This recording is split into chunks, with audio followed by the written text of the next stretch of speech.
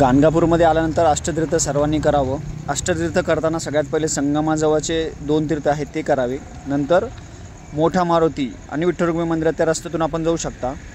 त्या रस्त्यातून गेल्यानंतर सगळ्यात पहिले आपल्याला लागेल तो विश्रांती कट्टा। विश्रांती कट्टा हा दिंडोरी प्रणित केंद्र आहे। केंद्राच्या मागच्या साईडलाच तिथून एक रस्ता जातो, तिथून विश्रांती कट्टा चालू होतो। तोच रोड जर शेवटपर्यंत धरला तर आपण शेवटपर्यंत सगळे अष्टतीर्थ त्याच रोडला आहे। आपण जर रिक्षाने गेला असाल तर रिक्षाने 100 रुपये घेता, पण तुम्ही पायी गेलात 2 तासामध्ये संपूर्ण अष्टतीर्थ होतो। हे नागेश्वर मंदिर आहे। इथे नाग महाराज प्रसन्न झाले होते। सायनदेवांसोबत 2 नाग आले होते सोबत। हे सायनदेवांसोबत आलेले गुरुचरित्राचा 41 अध्यायामध्ये आहे। आणि अष्टतीर्थ करायला पाहिजे। आपण काय करतो, संगमावर गुरुचरित्र वाचतो, दर्शन घेतो, जातो, पण अष्टतीर्थ करायला पाहिजे। अष्टतीर्थामध्ये खूप महत्त्व आहे। आता हे भागीरथी तीर्थ, हे प्रत्येक 8 तीर्थ असे आहे।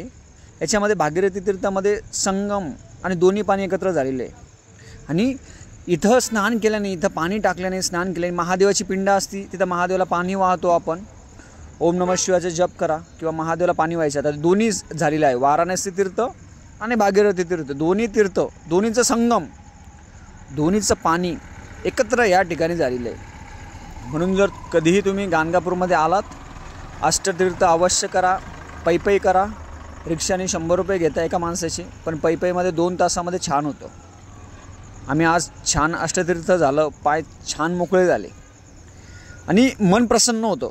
एवढी स्वच्छ संगम नदी बघा, एवढी स्वच्छ आहे की मन प्रसन्न होतं। आपण काय होतं, बाकी गोष्टी फिरत नाही आपण। हे मंदिराच्या मागच्या साईडने आहे।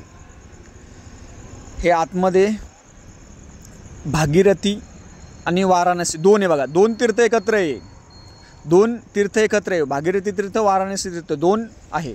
आता त्याच्या पुढे गेलो आपण, रस्ता त्याच्या पुढे गेलो आपण, असा मोकळा पटांगण दिसतो बघा। दृश्य बघा किती छान आहे, मन प्रसन्न होतं। हे दिंडोरी प्रणित केंद्र आहे, त्याच्या मागच्या साईडने एक रोड जातो, तिथून हे तीर्थ चालू होतं। हे असे तीर्थ आहे। इथं महादेवाचं पिंड आहे। आपण इथं पिंडीवर पाणी टाकायचं आणि मन प्रसन्न होतं बघा, खूप छान आहे। इथं पण खूप जण आंघोळ करता, स्वच्छ पाणी आहे। म्हणून तुम्ही गाणगापूरमध्ये कधी आला तर अष्टतीर्थ अवश्य करा। अष्टतीर्थ केल्याशिवाय आपल्याला काही गोष्टी प्राप्त होत नाही, मन प्रसन्न होत नाही आपलं। आपण गुरुचरित्र पारायण करतोच, पण त्याच्यासोबत अष्टतीर्थ पण करावं। आता कोटीतीर्थ, हे कोटीतीर्थ तिथंच आहे, त्याच रोडनी सरळ जायचं। कोटीतीर्थ आहे, भागीरथी तीर्थ आहे।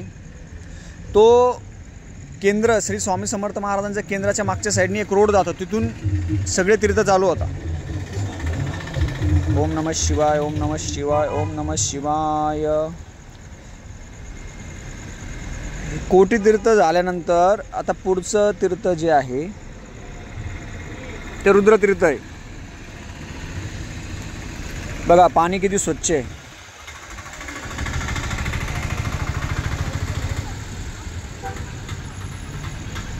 आणि हे सगळे तीर्थ करायला 2 तास लागतात। रिक्षाने गेलं तर ठीक, नाही तर आपण पायी पण करू शकता।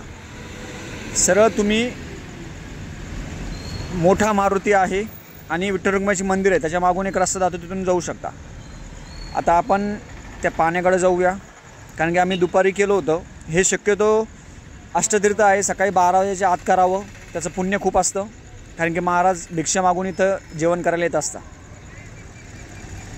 आपण इथं आल्यानंतर आम्ही स्नान केलं, खूप प्रसन्न वाटलं आणि स्वच्छ पाणी, इथं खूप स्वच्छ पाणी होतं, स्वच्छ पाणी होतं, स्वच्छ पाणी, नितळ पाणी, असं वाटत नव्हतं हे संगम आहे, पण हे संगमच आहे। हे मुख्य मंदिरापासून मागच्या साईडनं हे गोष्टी आहे, तुम्हाला कुठेही भेटणार नाही। मुख्य मंदिरापासून बसस्टँडजवळ जे मुख्य मंदिर आहे, पादुका आहे, त्याच्या जवळच त्याच्या मागच्या साईडनी हे स्थळ आहे।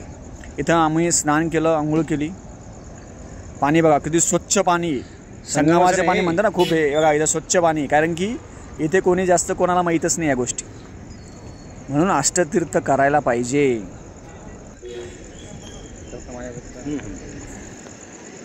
गाणगापूरमध्ये आपण आल्यानंतर मंदिराच्या बाहेरच्या साईडला कोटी तीर्थ म्हणून आहे. तिथे बघा नितळ पाणी बघा. आपण म्हणतो गाणगापूरचं पाणी खूप हे, पण काही काही ठिकाणी पाणी चांगलं आहे. रुद्रपाद तीर्थ आहे. अष्टतीर्थ आपण जेव्हा करतो ना, तर गाणगापूरचं जे संगमाचं म्हणजे मंदिर आहे त्याच्या मागच्या साईडला रुद्रपाद तीर्थ आहे. तिथं बघा पाणी बघा कसं स्वच्छ आहे. म्हणजे आपण कंटिन्यू संगमाच्या तिथं जर करतो आंघोळ, रुद्रपाद तीर्थ आहे, पाणी बघा किती स्वच्छ आहे. तुमच्याला म्हणतं गाणगापूरचं पाणी हे असं काही नाही आहे, हे तीर्थ आहे आणि हे स्वच्छ पाणी. महाराज ते असताना पण स्वच्छ होतं, आता पण स्वच्छ आहे. पण काही काही ठिकाणी पाणी खराब आहे. पण आपण जर हे कोटी तीर्थ असेल, अष्टतीर्थ जेव्हा आपण करतो त्याच्यामध्ये आपल्याला हे संगमाचे दिसतं. प्रत्येक ठिकाणी पाणी वेगळं आहे. भागीरथी तीर्थ, वाराणसी तीर्थ, अष्टतीर्थ आपण जेव्हा रुद्रपाद, सगळं पाणी वेगळं असतं. आणि आपण ते पाणी बघा सगळ्या नद्यांचं एकत्रीकरण, एकत्र मिळून पाणी स्वच्छ पाणी, त्रिवेणी संगम. आपणच स्वच्छता ठेवली तर स्वच्छ राहतं, खराब केलं तर खराब होतं. म्हणून तुम्ही कधी जर आला तर गाणगापूरमध्ये मुख्य मंदिराच्या मागच्या साईडला रुद्रपाद तीर्थ आहे. अष्टतीर्थ जेव्हा आपण करतो, अष्टतीर्थ जेव्हा आपण करणार ना, त्या साईडलाच हे स्थान आहे. हे खूप हिडन प्लेस बघा. खूप जणांना माहिती नाही, अष्टतीर्थच कोणाला माहित नाही. या व्हिडिओमध्ये अष्टतीर्थ मी दाखवणार आहे, त्याप्रमाणे पाहू शकता. आणि आपण अष्टतीर्थ करताना आपण स्नान करायला पाहिजे. आपला जो आपला थकवा आहे तो सगळा थकवा आपला निघून जातो. बंद करायचं. आणि ते रुद्र तीर्थ झाल्यानंतर हे एक तीर्थ आहे. आणि सगळ्यात शेवटी कल्लेश्वरचं तीर्थ आहे. असे 8 तीर्थ आहे. आतमध्ये गेट उघडून आतमध्ये यायचं, पाय धुवायचे, इथं पाणी टाकायचं. आणि हे झाल्यानंतर कल्लेश्वर, त्याच रोडनी सरळ गेल्यानंतर कल्लेश्वर आहे. कल्लेश्वराचं मंदिर दर्शन घेतल्याशिवाय गाणगापूरचं दर्शन पूर्ण होत नाही.